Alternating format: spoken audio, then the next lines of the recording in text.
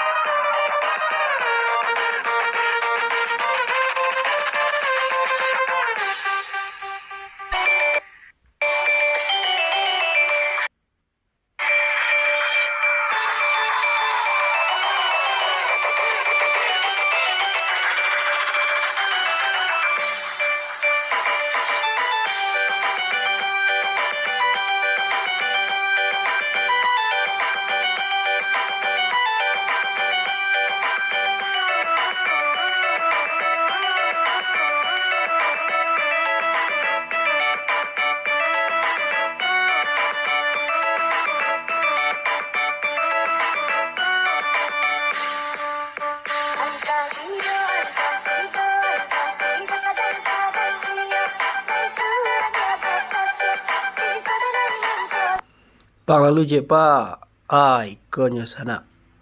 Surau Lawi. Kita lah mendaki simpang. Beko kita belok kanan.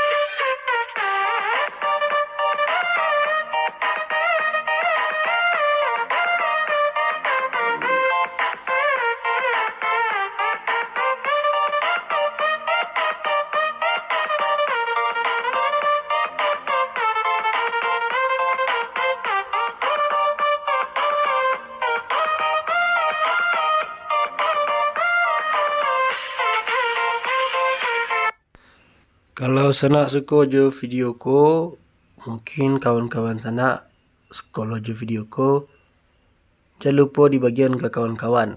Mudah-mudahan sama-sama senang, Pak.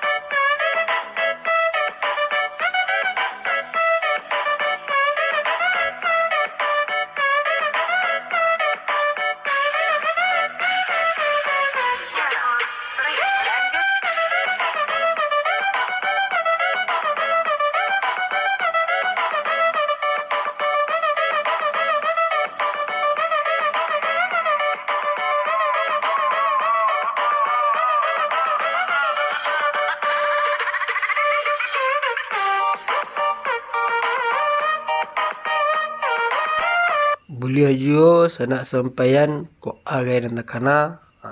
Silakan komen di kolom komentar di bawah ya. Boleh setahu lo, Pak.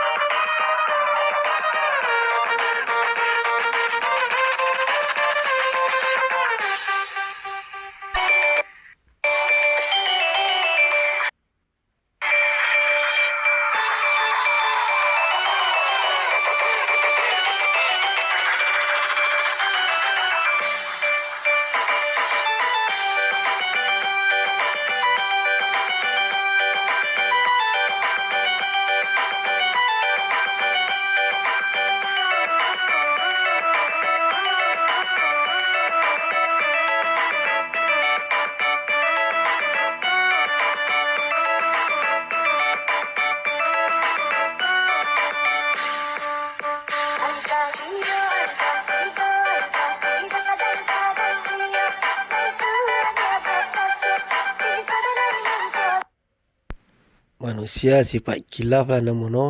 Kau adukan dan sasik. Ia minta diberi maaf dek kita nama samu.